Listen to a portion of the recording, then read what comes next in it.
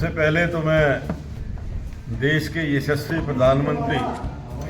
नरेंद्र मोदी जी को, हमारे राष्ट्रीय अध्यक्ष जगत प्रकाश नड्डा जी को, आदरणीय अमित शाह जी को और पार्टी के राष्ट्रीय नेतृत्व को हार्दिक बधाई देता हूं, मुबारकबाद देता हूं कि 27 साल के बाद दिल्ली के अंदर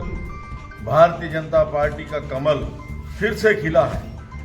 और जिस प्रकार की प्रचंड बहुमत दिल्ली की जनता ने भारतीय जनता पार्टी को दिया है,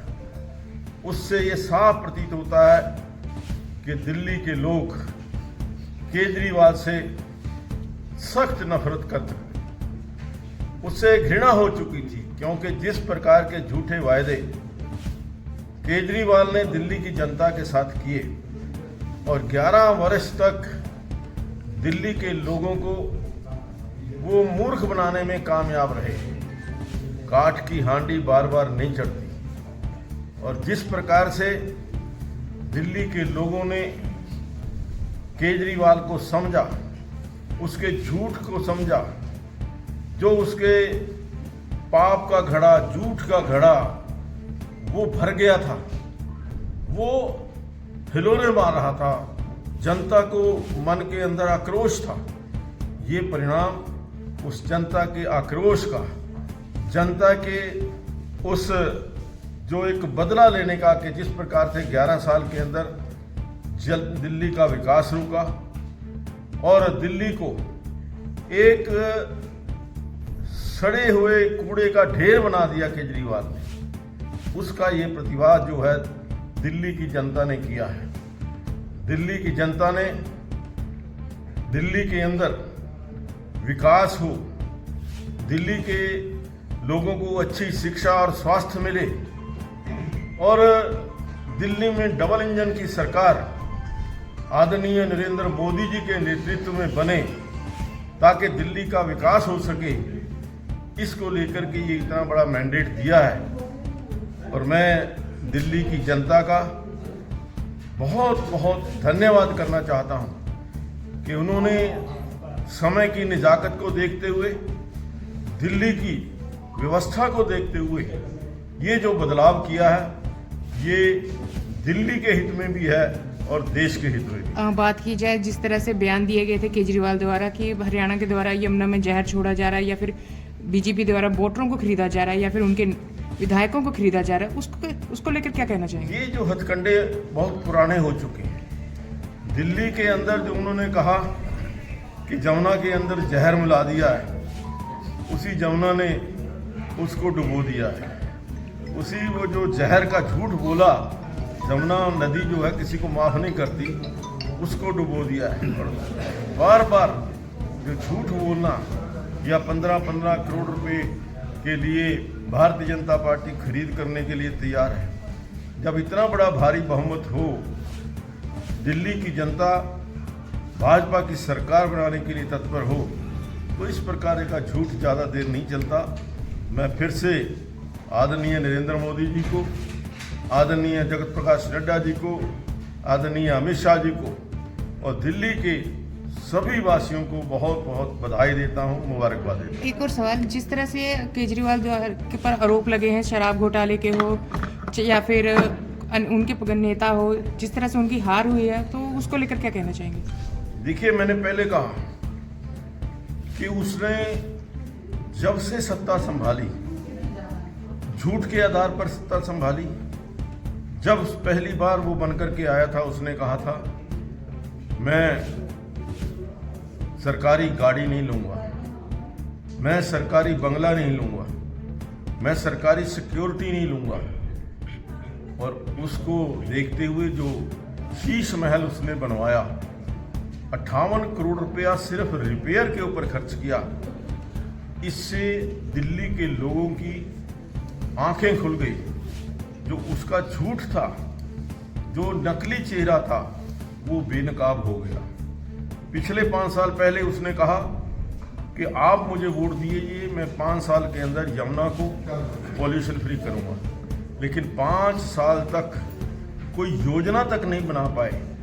इसका उत्तर दिल्ली की जनता ने केजरीवाल को दिया। ज्ञान जी 27 साल हो गए भाजपा को वनवास काट रहे, नरेंद्र मोदी जी की पूरी टीम लग गई थी और पूरी जान लगा दी थी। तो सही कहा आपने, जिस विधानसभा सीट के ऊपर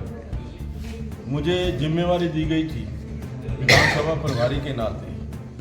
वो हमने लगभग 13,500 वोट से वो सीट जीती है। और 27 साल के बाद, 27 वर्ष के बाद, क्योंकि बीच में बहुत सारी सीटें जीती गई, लेकिन वो सीट 27 साल के बाद हम जीत करके आए। और मैं समझता हूँ कि जो केजरीवाल के झूठे वायदे थे, या केजरीवाल ने जिस प्रकार का धोखा वहाँ के झुग्गीवासियों के लिए, वहाँ के गरीब लोगों के लिए किया, वहाँ के गरीब लोगों ने उसका उत्तर दिया। आगे पंजाब का भी नंबर से, क्या पंजाब में भी बीजेपी का परचम लहराया जाएगा? बिल्कुल, देखिए इसमें कोई दो राय नहीं कि जो केजरीवाल अब वो दिल्ली को बर्बाद करके पंजाब को बर्बाद करने के लिए यहाँ पंजाब के अंदर आएगा, लेकिन जैसे दिल्ली की जनता ने उसको बता दिया है, ऐसे ही पंजाब की जनता भी उसको उत्तर देने के लिए बेताब है। वो यहाँ पर पंजाब के अंदर आएं और पंजाब की हालत देखें, जिस प्रकार का भ्रष्टाचार, जिस प्रकार की रिश्वतखोरी, जिस प्रकार से फिरौतियाँ मांगने का काम पंजाब के अंदर चल रहा है। पंजाब के लोग भी आम आदमी की पार्टी की सरकार से दुखी हैं, भगवंत सिंह मान से दुखी हैं, केजरीवाल से दुखी। जिस तरह से बात की जाए, अब रिजल्ट आ रहे हैं तो उसके बाद ईवीएम पर इल्ज़ाम लगाना शुरू कर दिया जाएगा, तो उसको लेकर क्या कहना चाहिए? मैं सुबह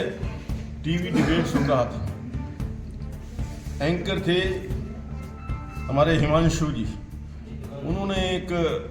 आम आदमी पार्टी के नेता से पूछा कि ये जो ईवीएम खराब होने का आरोप अभी तक आपने नहीं लगाया, वो कब लगाएंगे? आगे देखिए, हो सकता है कि अब चुनाव नतीजे आने के बाद ईवीएम को घेरे में लिया जाए। जो रिजल्ट आ रहे हैं उसको लेकर, और अरविंद केजरीवाल जो खुद भी हार चुके हैं, जो बड़े बड़े वादे करते थे लोगों के लिए। आज की जीत दिल्ली की जनता की जीत है, भारतीय जनता पार्टी के नेतृत्व की जीत है। पूरे नेतृत्व ने जिस प्रकार से ये चुनाव लड़ा, और जनता ने ये भी देखा कि दिल्ली में जो बहकाकर सरकार चलाई जा रही थी, बार बार झूठे वादे किए जा रहे थे, उन सबको नकारते हुए जो भारतीय जनता पार्टी की नीतियां हैं उनको लेकर आज जनता ने वोट किया है। और जो हरियाणा के नाते, हरियाणा की जनता, हरियाणा के लोगों के लिए भी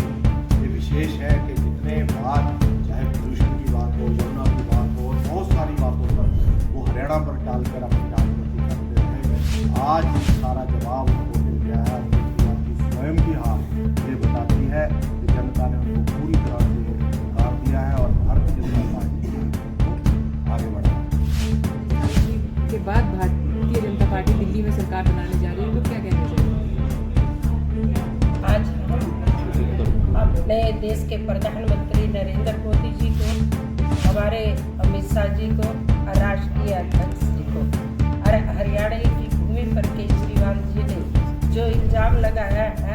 आके कोई जमुना में जहर मिलाते हैं। हरियाणा वो प्रदेश है जो कृषि की जन्मभूमि है, उस कृषि का चक्कर दिल्ली में चला और दिल्ली में कमल खिला। और हमारे मुख्यमंत्री जो नायब सिंह सैनी जी का नॉन स्टॉप हरियाणा में विकास था, और वो नॉन स्टॉप ही आज दिल्ली में भी दिखा, क्योंकि हरियाणा